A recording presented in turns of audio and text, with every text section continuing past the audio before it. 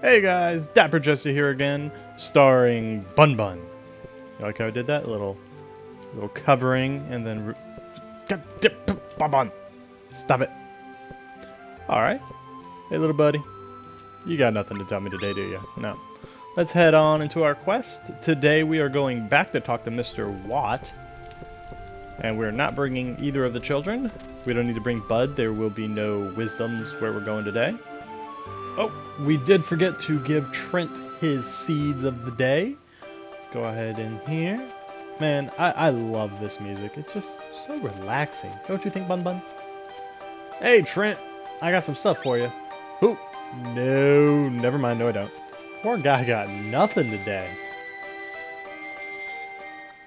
Oh, no big deal. We'll get more later on. We're not really using them right now anyways. So we're going to go back to the mines and talk to Watt. Because he's actually, he's lost something. And we're going to help him find it. So let's do our freaky light show and head on into the mines.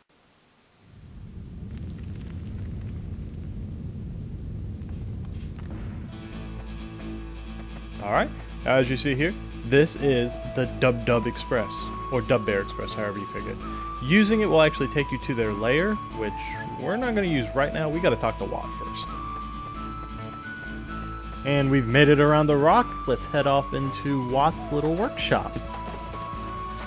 There he is. Now, he runs all over, so if you try to chase him, it's not going to work for you. My advice, just sit right here. And when he pops up, talk to him. Yep, he's lost his hammer, and he wants us to go find it. And that is a worthy goal. I'm willing to, you know, be a freaking errand boy if you teach me how to blacksmith. And then he goes back about his business.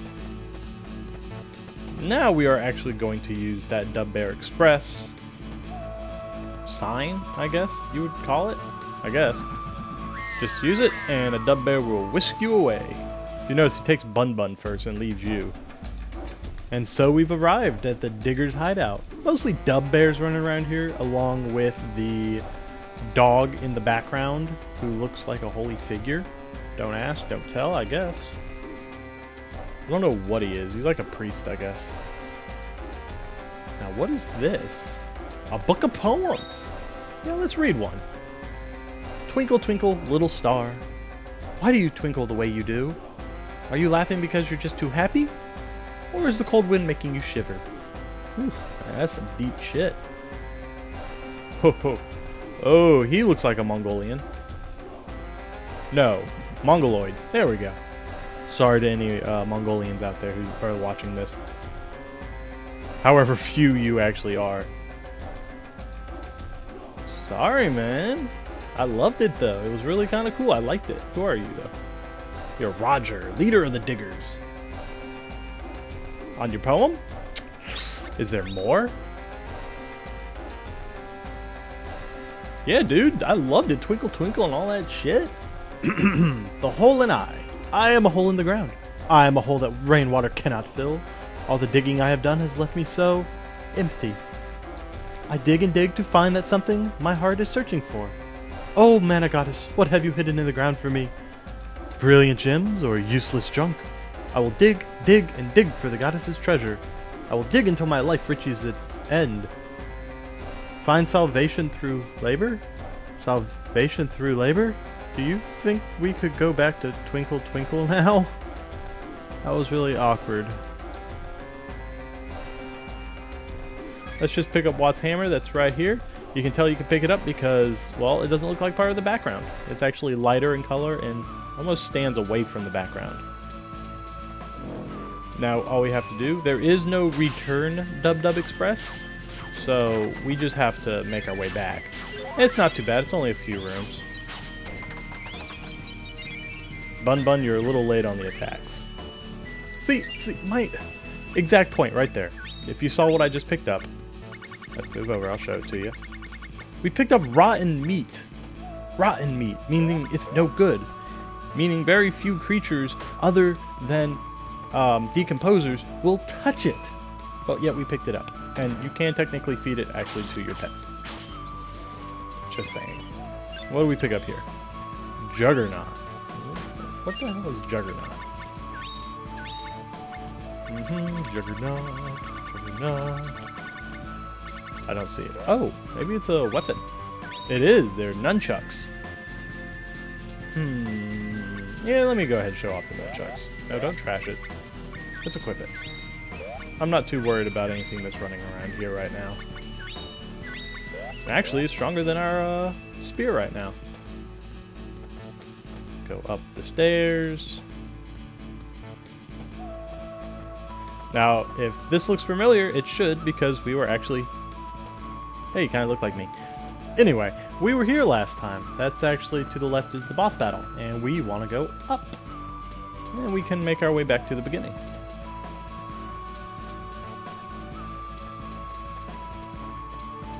And going this way. Oh, hey, there's the 3 moles. Yep, we're on the right track. Alright, so these are flails, pretty much close combat weapons. They can do some wicked damage though, so I might use them more often. With all the money, and whoop up on this guy, finish him off, and defeated. I might actually use a different weapon each episode. That way I don't bore you guys with the same weapon every time. And actually, we got a new skill. Dragon's Teeth, or Dragon Teeth. Should it be Dragon Tooth? Well, I mean, 2 flails, I guess, would be considered Dragon Teeth. Do we get one more fight? We do! I can show it off. Let's go. Maybe not. Nope. I plugged into the wrong button. Dang. Settings. Good lord, man. We're getting them all now. It doesn't really matter. We're here now. So, same trick as last time. Just chill right here until he pops up to you. And you talk to him. That's in hammer. That's my... I guess that's me hammer? Guess that's what the apostrophe is for? Greedy, mate. Well, I did take that book of poems. Did he just fart? It's a fart of understanding.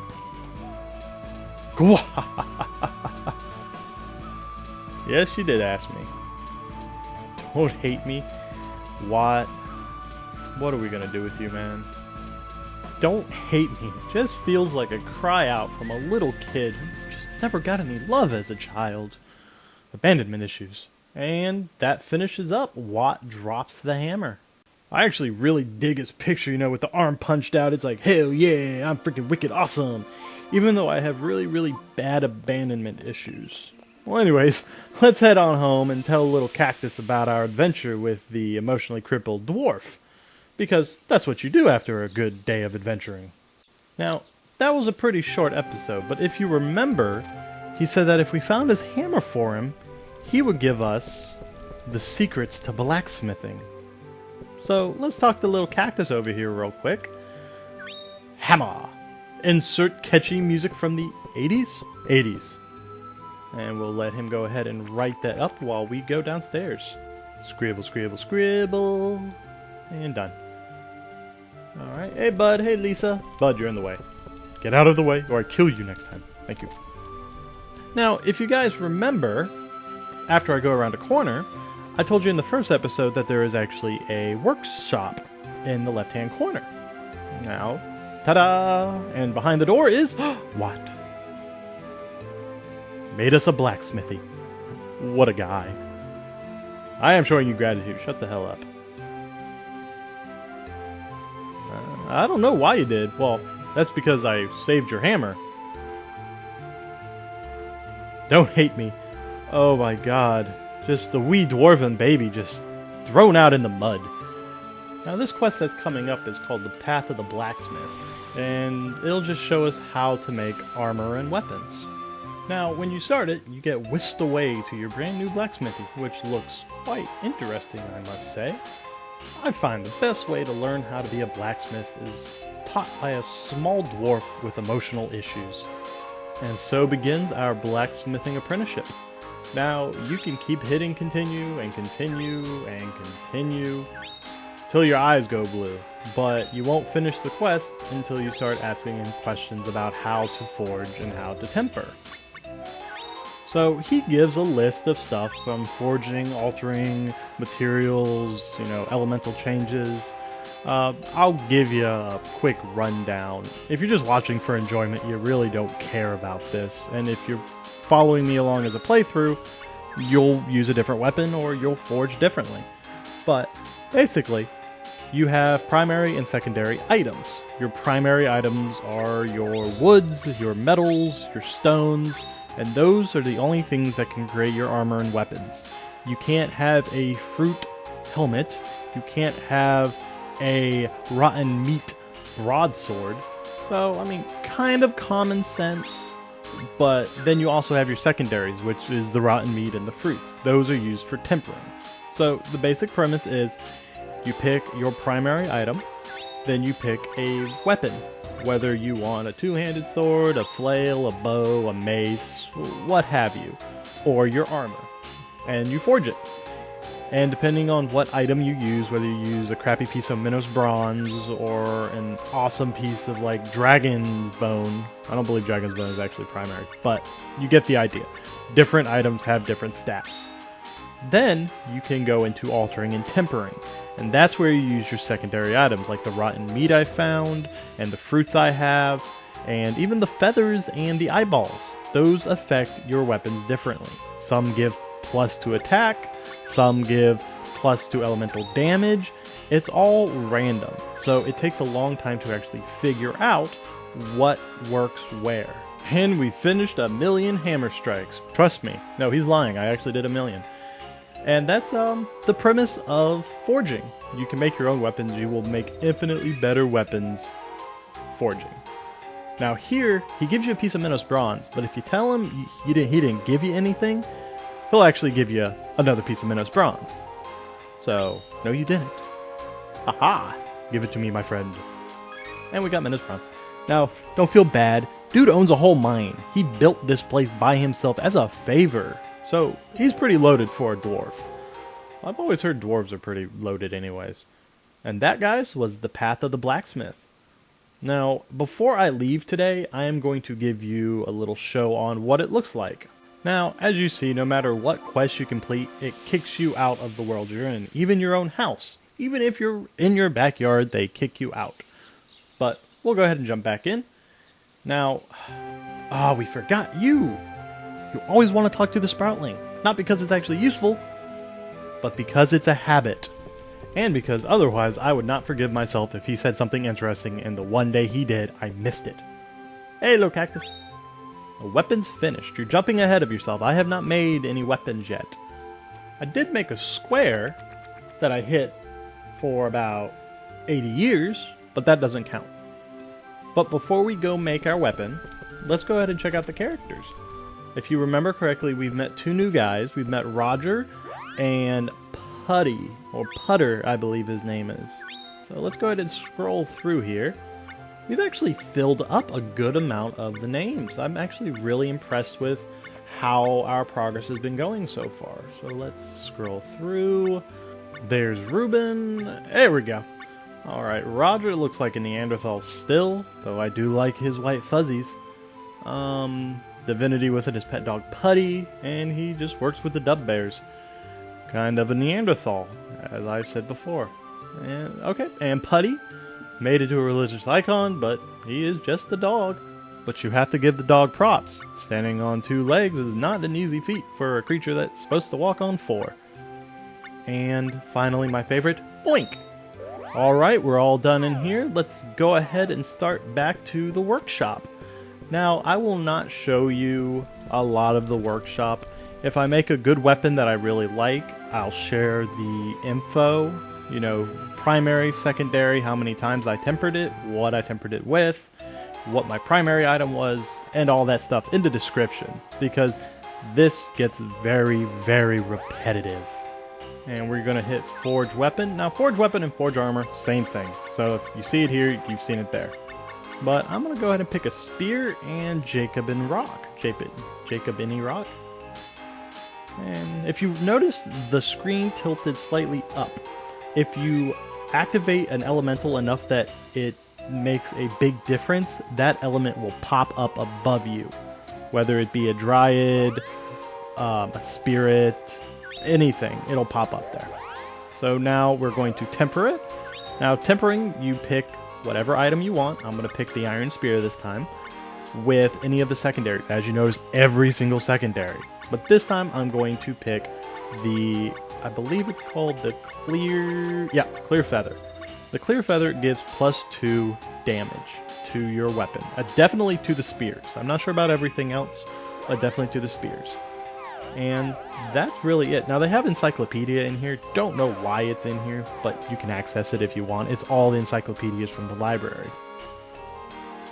And these 2 areas will be for our other workshops, which we haven't got to yet, so I won't spoil the surprise. Now if you look down to my weapons, Iron Spear was at 16 damage. Now it's at 18, which is actually a nice little bit of chunk of damage. I might actually off-screen put that on my new Jacob, which has, I believe, like 26? I wasn't paying attention, so... But guys, this will be it for the day. We had a big adventure. We learned how to blacksmith. You know, most people take whole entire lives to become master blacksmiths, and we did it in 10 minutes. I would say we won. Alright, let's read what the cactus has to say before we all head off to our own merry ways. Scroll down. There's blacksmithing. A new room in the backyard. It can make weapons and armor. And he doesn't want us to hurt monsters. What are you, a pacifist, cactus? We got issues if that's the fact. And then Watt's hammer. He's lost his hammer. But I found it. And the little cactus wants me to tell it a story. I'll tell you a story, cactus. Actually, do you want a story, cactus?